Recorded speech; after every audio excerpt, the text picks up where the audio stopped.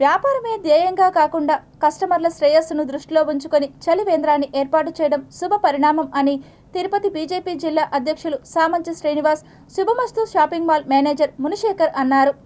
తిరుపతి ఆధ్యాత్మిక నగరమే కాకుండా వస్త్రాలు కొనుగోలు చేసేందుకు రాయలసీమ ప్రాంతంలోని వివిధ ప్రదేశాల నుండి తిరుపతి శుభమస్తు షాపింగ్ మాల్కు విచ్చేసి కొనుగోలు చేస్తుంటారు. కస్టమర్లను దృష్టిలో ఉంచుకొని ఎండ వేడిమి నుండి ఉపశమనం కలిగించేందుకు చలివేంద్రాన్ని ప్రారంభించడం సంతోషించదగ్గ విషయమని కొనియాడారు. ఈ సందర్భంగా సామంచి శ్రీనివాస్ మీడియాతో మాట్లాడుతూ వ్యాపార అభివృద్ధి ధ్యేయంగా కాకుండా సమాజ అభివృద్ధిని దృష్టిలో ఉంచుకొని ఇటువంటి సేవా కార్యక్రమాలు చేయడం అభినందనీయమని కొనియాడారు.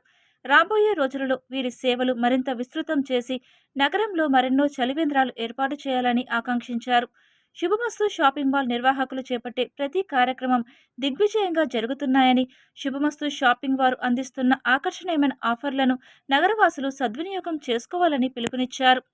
వేసవి తాపం నుంచి ప్రజలను కాపాడేందుకు, దాహార్తి తీర్చేందుకు మంచి మజ్జిగ చలివేంద్రాన్ని ఇక్కడ ప్రారంభించుకోవడం, రోజు వేలాది మంది ఇక్కడికి వచ్చి కేవలం షాపింగ్ కోసం వచ్చేటువంటి కొనుగోలుదారులకే కాదు, ఇటువైపుగా వెళ్ళేటువంటి బాటసారులు, ఈ దిశగా వెళ్ళి ఎవరైనా కూడా ఇక్కడికి వచ్చి తమ యొక్క దాహార్తి తీర్చుకోవడానికి, ఎండాకాలంలో డీహైడ్రేషన్ నుంచి మన ఆరోగ్యాన్ని కాపాడుకోవాలంటే ఎప్పటికప్పుడు రీహైడ్రేషన్ అయ్యే విధంగా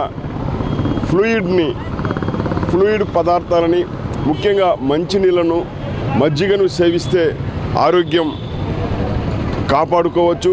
ఈ వేసవి కాలం నుంచి మనం ఆరోగ్యంగా ఉండొచ్చు అనేటువంటి విషయాన్ని గుర్తించినటువంటి శుభమస్తు షాపింగ్ మాల్ యాజమాన్యం ప్రతి ఏడాదిలాగే ఈ ఏడాది కూడా ఇక్కడ మంచి చలివేంద్రాన్ని ఏర్పాటు చేయడము,